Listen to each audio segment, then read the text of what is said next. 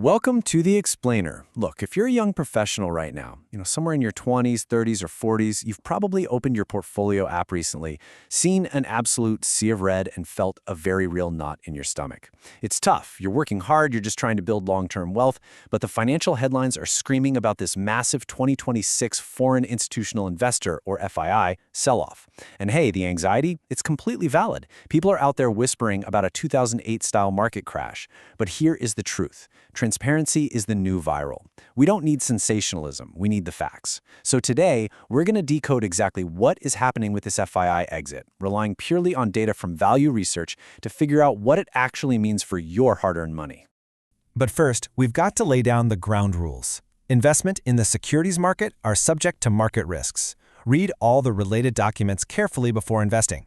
I am an educator, and this explainer is for educational purposes only, not a buy or sell recommendation. All right, we rely on data here, not speculation.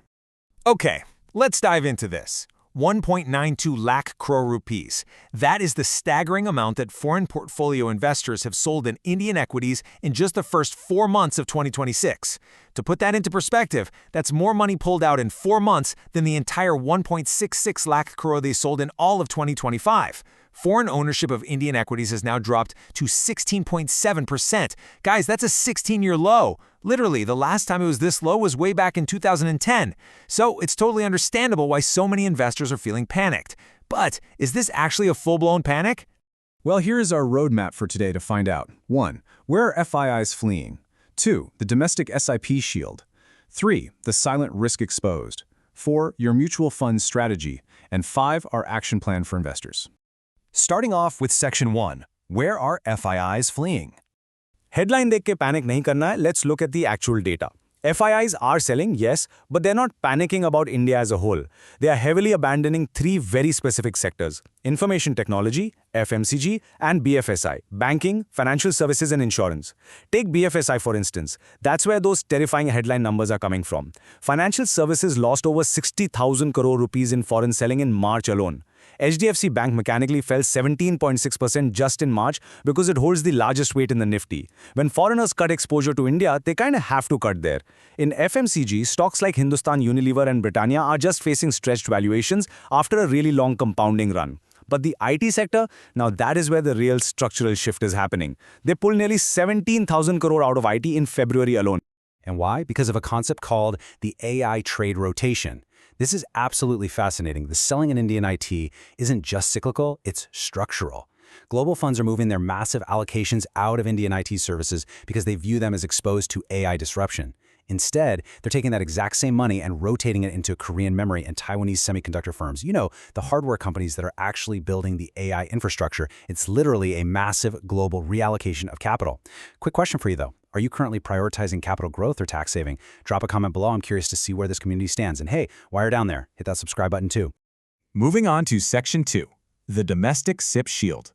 So, if the foreigners are taking their money to Taiwan and Korea, why hasn't the Indian market completely collapsed like it did back in 2008? Now, we've covered the growth side, but at the 8-minute mark, I'm going to reveal a silent risk in the 2026 market that most people are ignoring. You don't want to miss that. But first, let's look at the stabilizing force keeping us afloat right now. On one hand, you have foreign investors dumping 1.92 lakh crore rupees.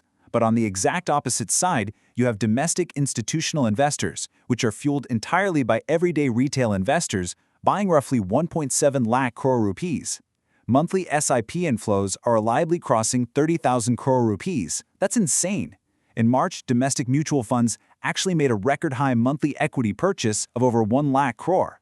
Basically, the domestic float entirely absorbed the foreign exit, and that is exactly why the Nifty only fell 9% from its peak during this period instead of crashing 30%.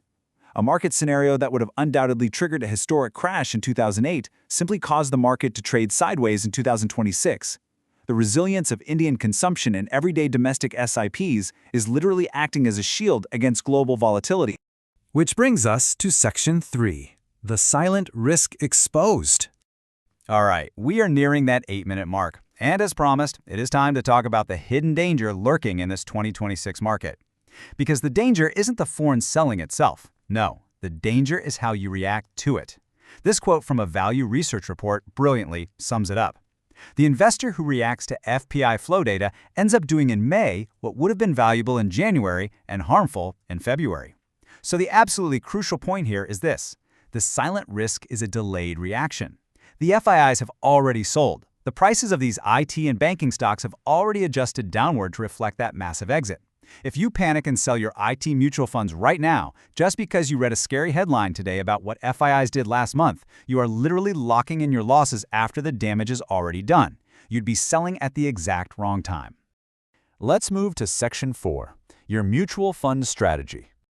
So, how do we translate all of this heavy data into a concrete, stress-free execution plan for your portfolio? Let's break down exactly what this means for your mutual funds right now. Here's the purely fact-based breakdown. First, if you hold flexi-cap or multi-cap funds, do absolutely nothing. Seriously. Your fund manager is already tracking this AI trade rotation and they're adjusting the portfolio's IT weight accordingly. Second, if you hold sectoral IT funds, you need to pay close attention. If your fund has more than a 25% weight in IT, you are running a highly concentrated, high-risk bet on how Indian IT will survive the AI revolution. You either need strong personal conviction that Indian IT will bounce back, or you really need to reconsider that allocation. And third, if you are starting fresh SIPs today and you're just confused by all this structural rotation noise, just stick to index funds. It avoids the whole sector-picking question entirely and lets you safely ride the broader market resilience we just talked about. By the way, if this data-driven breakdown is helping you more than generic tips, hit that subscribe button. It helps the algorithm find more serious investors like you.